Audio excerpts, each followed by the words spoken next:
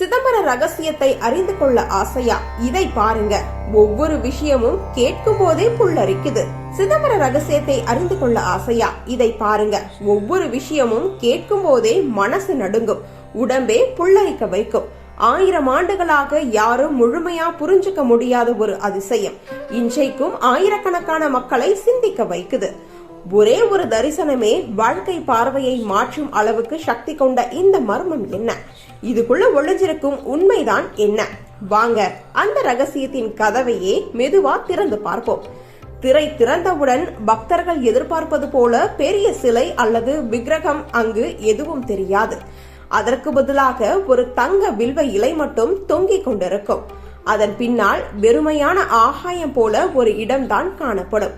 இதை பார்த்த பலருக்கும் கோவிலுக்குள்ள சிலையே இல்லையா என்ற கேள்வி உடனே தோன்றும். இதுவே சிதம்பரத்தின் முதல் ரகசியம். இந்த வெறுமையான இடம் ஆகாசம் என அழைக்கப்படுகிறது. ஆகாசம் என்றால் காற்று, வெளி, விண்வெளி போன்ற சக்திகளை குறிக்கும். சிதம்பரத்தில் இறைவன் கல்லு சிலையாக மட்டுமில்லாமல் உருவமில்லாத சக்தியாக இந்த உலகம் முழுவதும் நிறைந்திருக்கிறார் என்பதை உணர்த்துவதற்காகவே இந்த அமைப்பு உருவாக்கப்பட்டுள்ளது.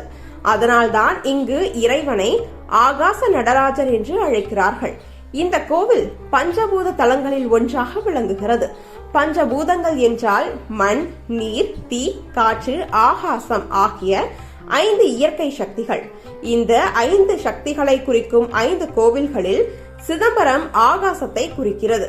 கண்களுக்கு தெரியாத ஆகாசம் இல்லாமல் எந்த உயிரும் இயங்க முடியாது. அதேபோல் இறைவனும் எல்லா இடங்களிலும் நிறைந்திருக்கிறார் என்பதையே இது உணர்த்துகிறது. சிதம்பர ரகசியத்தில் 2 திரைகள் பயன்படுத்தப்படுகின்றன. சிவப்பு திரை மனிதனின் அறியாமையை குறிக்கிறது. வெள்ளை திரை ஞானத்தை குறிக்கிறது. பூஜை நேரத்தில் இந்த 2 திரைகளையும் திறந்து காட்டுவார்கள்.